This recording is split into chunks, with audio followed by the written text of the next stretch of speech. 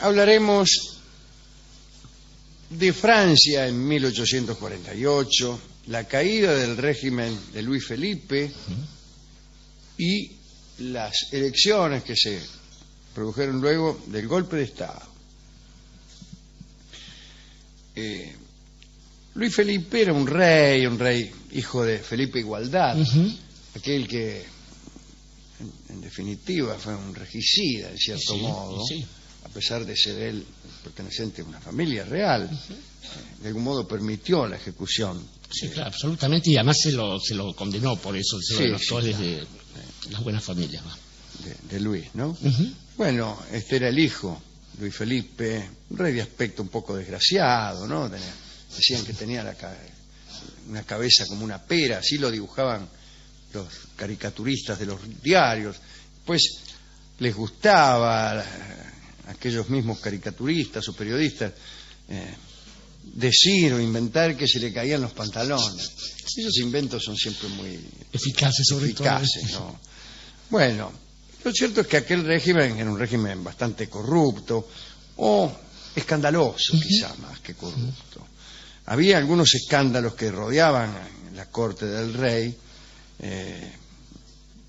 que sucedieron poco antes de la revolución de 1848. Citaré algunos. Dos pares de Francia, por ejemplo, Monsieur Test y el señor Cuviers, fueron descubiertos en desfalcos y actos de corrupción muy evidentes. Bueno, claro, eso no basta para hacer caer régimen alguno, pero suman. El conde Mortier parece que trató de matar a su mujer, la tiró al río en un día de invierno. Y yo que la tiré al río creyendo que era mozuela. Pero la señora pudo cruzar a la otra orilla, era una buena nadadora, ¿no? No solo era una buena nadadora, sino una mujer astuta, porque si hubiera nadado hacia la misma orilla, a donde estaba el conde Mortier, bueno, corría el riesgo de que Mortier la arrojase nuevamente, ¿no? Pienso ahora en la mamá de Nerón, que navegaba en un lago, en su barca, y llegaron los esbirros de su hijo, que había tenido la idea de matar a su madre, ¿no? Era Nerón, después de todo. Y entonces, pues la tiraron al agua, imagínense. Y esta mujer nadó, estaba en el medio de un lago, ¿no? Y nadó hasta la orilla y se salvó nadando, como se dice vulgarmente, y no pudieron matarla. Después la mataron igual. Me parece recordar que su hijo mandó a otros esbirros, o quizá los mismos, armados con lanzas o espadas, y esta señora Agripina, por cierto,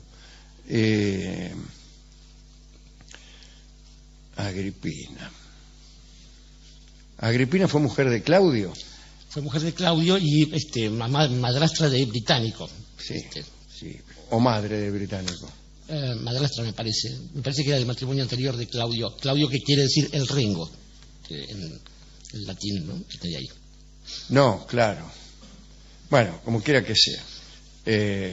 Les ofreció su vientre a los esbirros y les dijo, bueno, si me van a matar, mátenme de una vez porque ya estoy cansando. Bueno, no importa, sigamos con este otro asunto.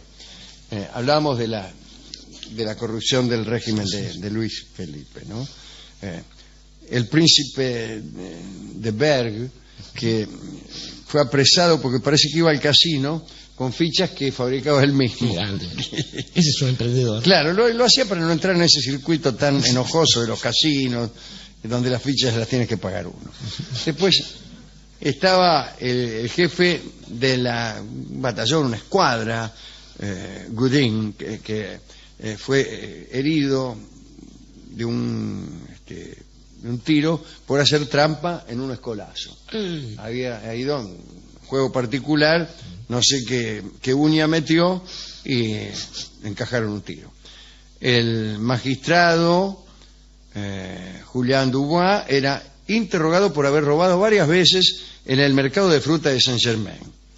Bueno, ahí un lindo escándalo, un tipo que afanaba fruta en el mercado.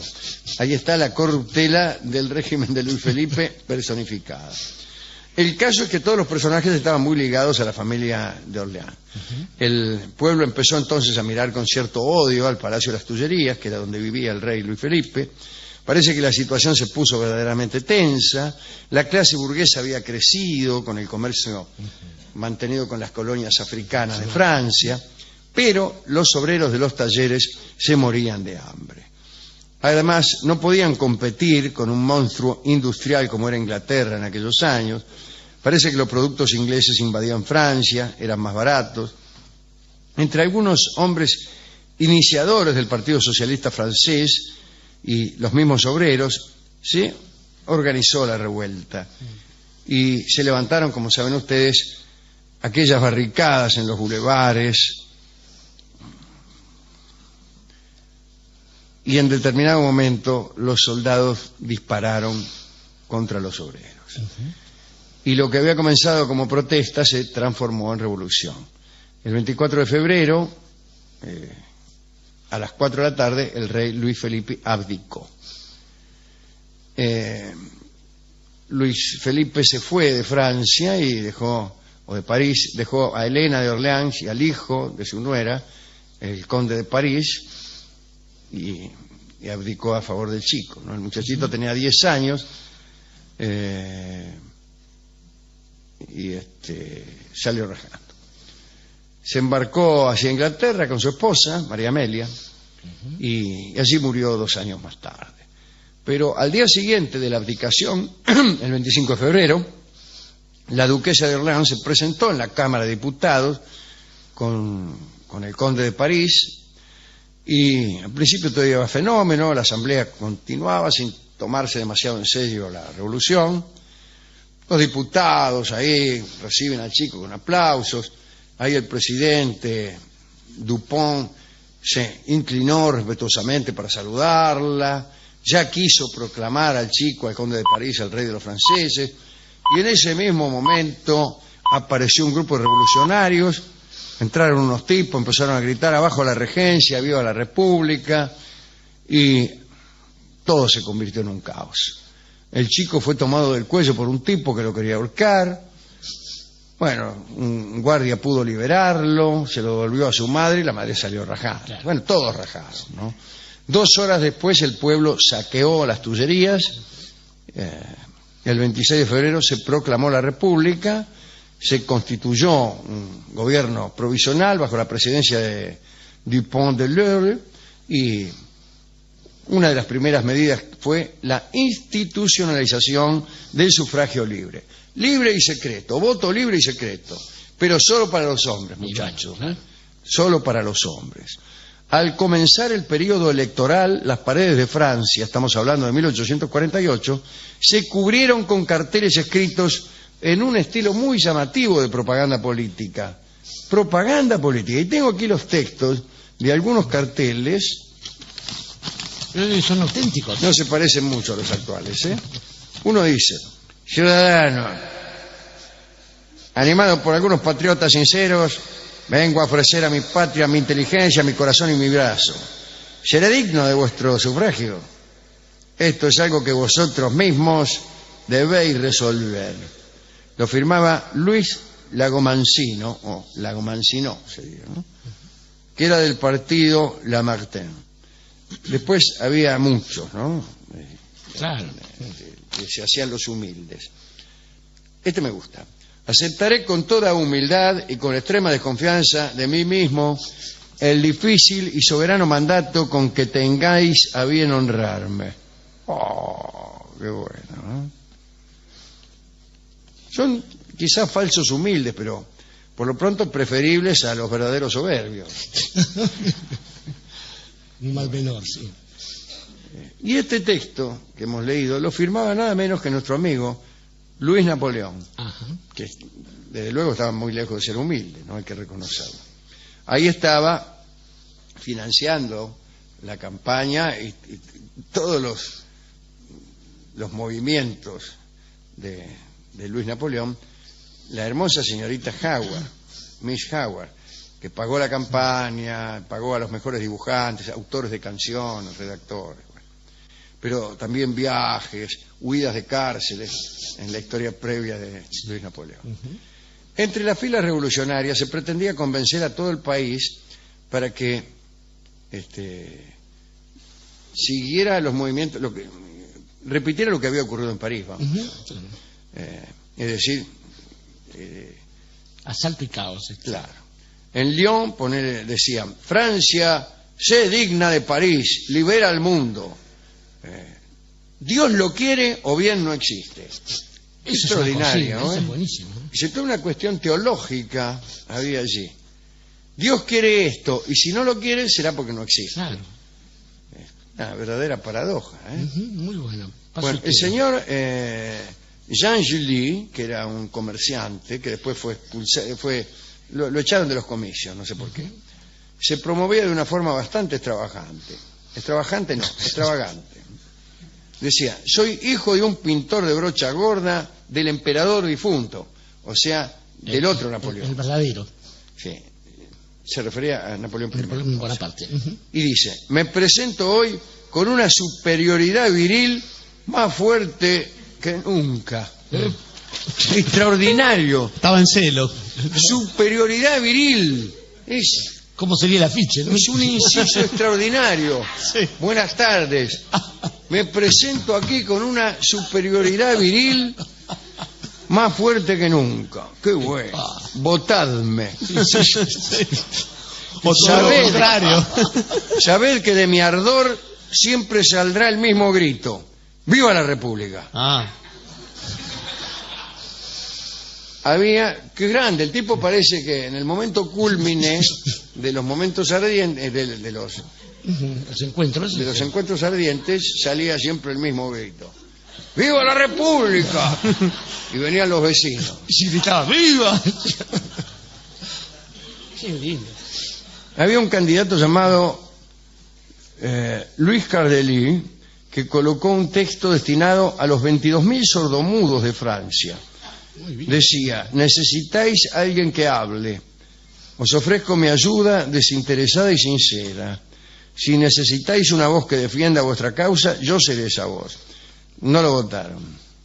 Ni siquiera los sordomudos, ¿no? No lo entendieron. El ciudadano Miret, el precursor del automatismo, que pedía por la multiplicación infinita de las máquinas, y escribía: es preciso que todos los obreros sean reemplazados por perros guardianes encargados de vigilar las fábricas. Después las máquinas sabían todo, ¿no? Esta manera de pensar las cosas por la mitad, no crea que ha terminado en 1848. No. Bueno, y vinieron las elecciones. Tenemos acá incluso los resultados a ver. de las elecciones a boca de urna, sí. de 1848. El 10 de diciembre de 1848. Quedaron así las cosas.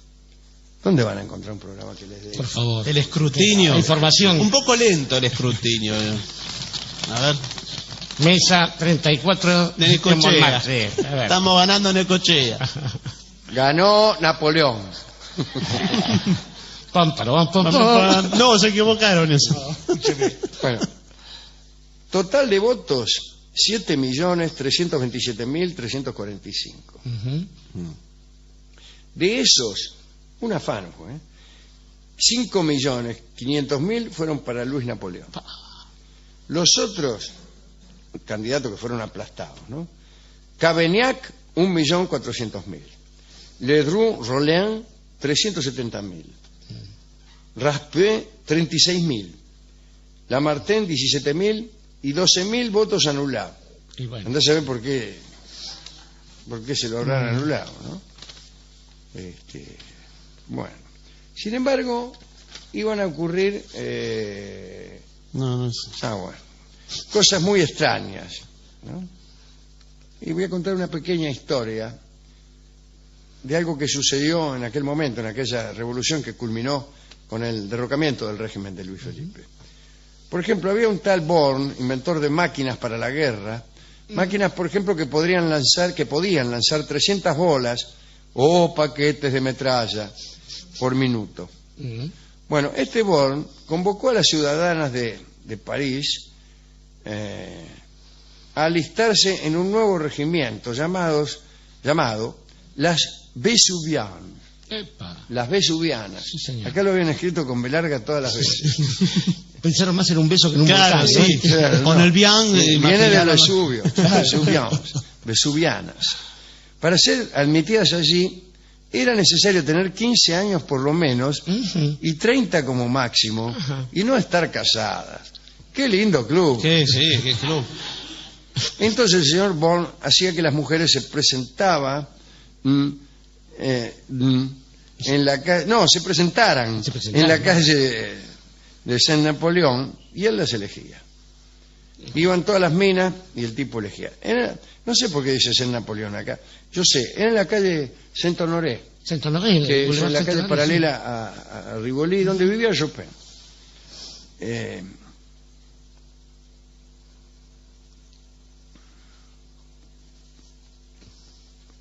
Que murió ese mismo año. sí. Tengo una más para ese año que ahora le voy a contar. Y para ese día que nombró usted, es curioso, ¿eh? Estas coincidencias, Mire, sí.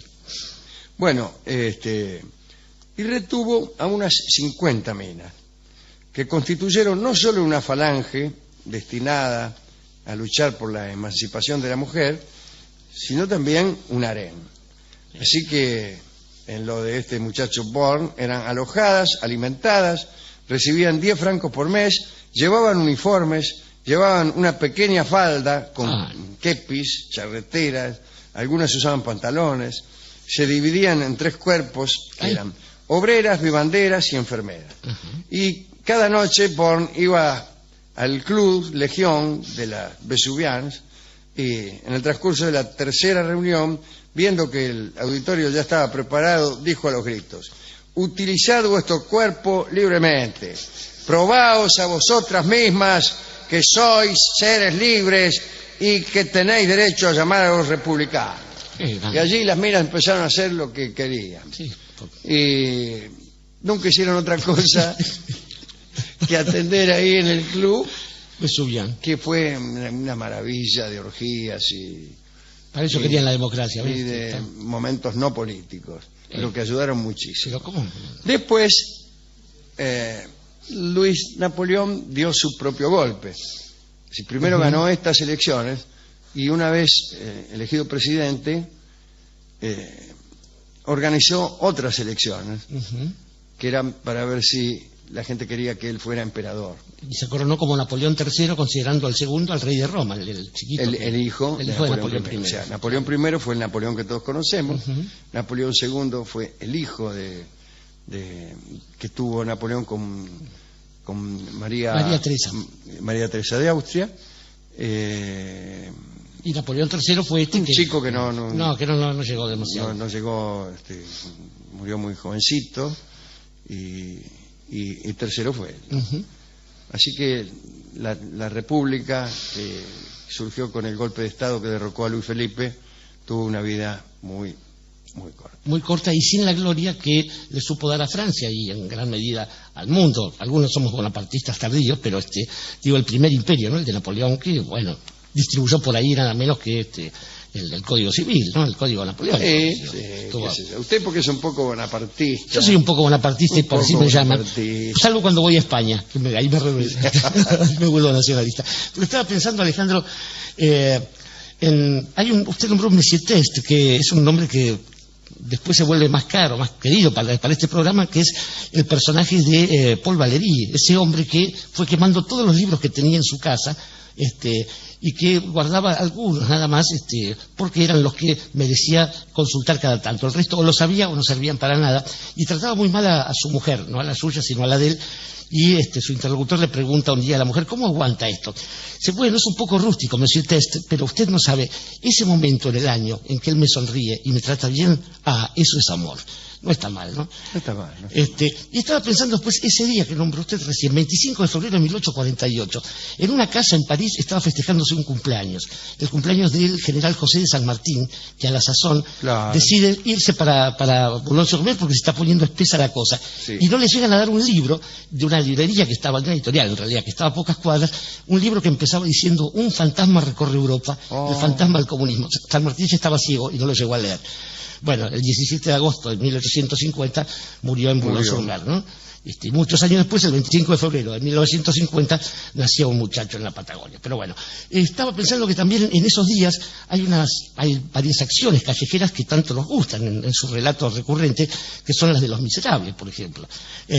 Y también, básicamente, en lo que estaba pensando después de acordarme que robot quiere decir obrero en alguna de las lenguas de otra cortina, hay un filósofo llamado André Comte-Sponville, es un filósofo de la política francesa, que dice que la cuestión para hacer política no es plantear estas cosas de los programas, sino ir suprimiendo, talando los pésimos de una sociedad. Porque, ya sea la propuesta, una utopía o un régimen conservador, o sea, mantener lo que es bueno o aspirar a algo que es maravilloso, lo único que hace es hacernos perder en estas perspectivas, y lo que se puede hacer en la política real es ir tallando, ir cortando la madera que se llena de espinas siempre. Es un consejo que algunos han seguido, siguiendo una escuela que va de Estados Unidos a Francia. Uno de los exportadores de estas tesis es nada menos que su amigo Thomas Jefferson, que es el inventor de esta silla de porquería en la que estoy sentado. ¿Cómo viene Jefferson seguido? Señora. Jefferson está viniendo todos los días. Va a hablar cuando hablemos de amantes negras. Bueno, y finalmente lo que quería decir de todo esto, Alejandro, es que hay una serie de gestos de imitación, que son los que critica Comte-Sponville, en los políticos, que toman un modelo de algún lado y lo reproducen en su propia casa. Y esto no está bien, porque el modelo, si no se adapta, no sirve. Alguna vez Enrique IV de Navarra dijo que París bien valía una misa. Y esto hace que algunos hayan pensado después que haciendo una misa podían salir de la iglesia y entregarle a su sociedad las mismas bellezas que uno puede encontrar en cualquier mañanita de Montmartre. Y Mañanita de Montmartre, tal vez por ser el único disco parisino que teníamos esta noche, es lo que tocará brevemente para nosotros su autor, don Lucio de Mare.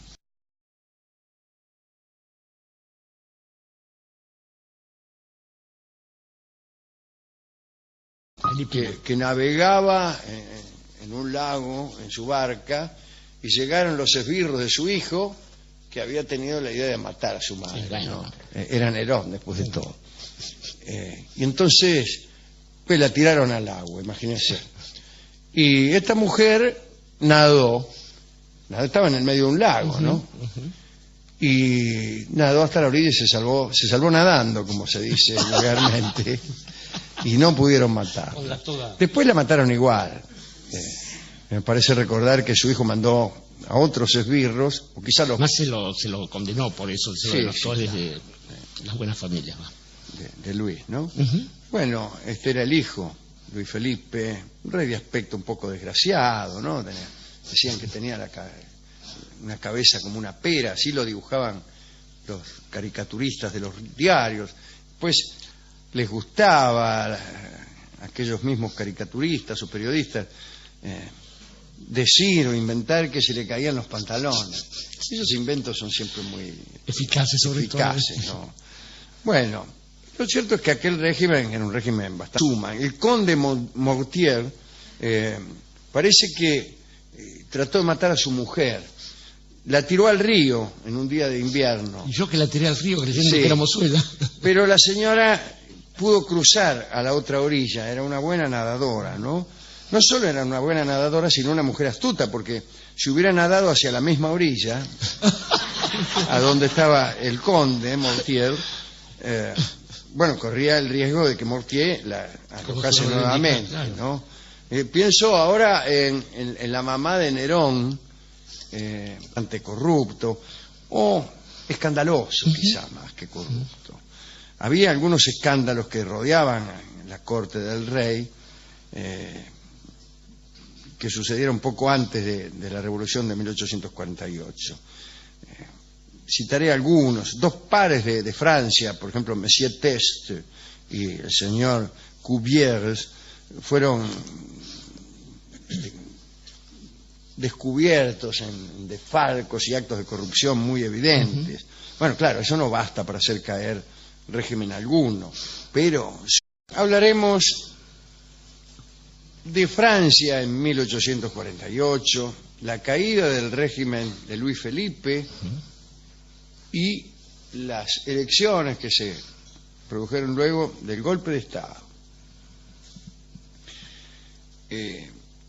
Luis Felipe era un rey hijo de Felipe Igualdad, aquel que en definitiva fue un regicida en cierto modo, a pesar de ser él perteneciente a una familia real, de algún modo permitió la ejecución. Sí, claro, absolutamente. Y